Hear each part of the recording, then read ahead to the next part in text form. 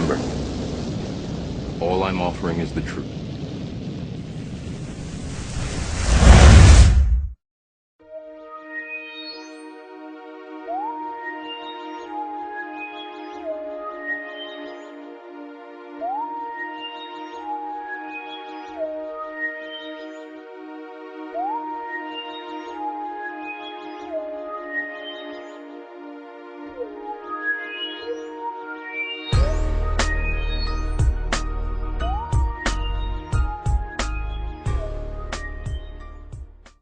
David Icke is one of the biggest liars, disinformation, bullshit artists that ever lived. Stay away from that guy. Stay away from his books. Stay away from his lectures. Stay away from him, period. Is he the guy that's from England? He was a sports broadcaster or something? I don't know what he was. He's a liar. That's what he is. And I'm saying it on the air, and I'm saying it to his face, and if he don't like it, he can sue me. Lying scum. Okay. I've heard of him, but I've not really heard much of what he has to say, but... Oh, according to him, Queen Elizabeth goes down in the dungeon in Windsor Castle and changes into a giant lizard. That does sound pretty far out. And it's the lizard people who disguise themselves as humans who are really running the world. And I can't believe how many millions of people are falling for this bullshit. And believe it. Jeez. I mean, it's disgusting. Makes me just want to go out and strangle somebody. Well, what did P.T. Barnum say, you know? Oh, God. Yeah, but I always thought he was talking about entertainment. I didn't know that this was going on in the real world. I don't think a lot of people know the difference, Bill, between entertainment and the real world. I have discovered that was the greatest letdown that I've ever had in my life, was to discover that the American people are exactly what the Illuminati think they are. Exactly right. Stupid animals. I think you're right. Sheep. Thanks, Bill. Good night. You're welcome. Thanks for calling. And if that hurts your feelings, then that means you know that I'm talking to you. If it doesn't hurt your feelings, then it certainly doesn't apply to you. See, if what I say on this broadcast makes you mad, it's because I've hit you right in the solar plexus and you know it's true. Otherwise, you wouldn't get mad about it.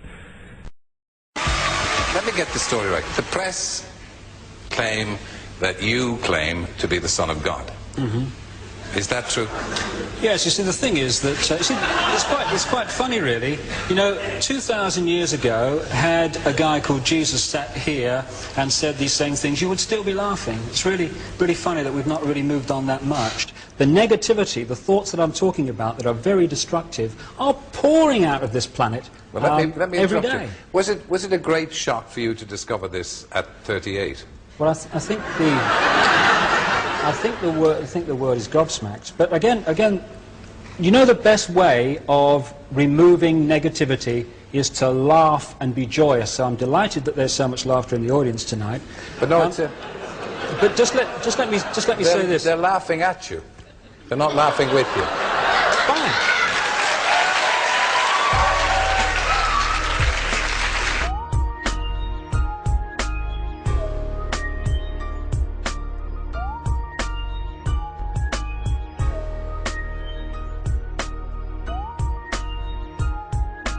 Because you're operating from a place of ignorance, and until you change that, you're going to be bumbling around, bumping into each other, saying and doing the wrong things, not understanding the nature of your enemy. And if you don't understand the nature of your enemy and the weapons they use, you cannot fight that enemy. You can't fight the battle. You shouldn't even be on the battlefield. That's why you're losing the war. Don't tell me you're not, because I'm in a place of great knowledge about who's winning and who's losing this war. And I can assure you, you're losing the war. Doesn't mean it can't be turned around. But it'll never be turned around until you learn what you need to know. Don't spread a rumor. Spread the truth. Document it. Prove it.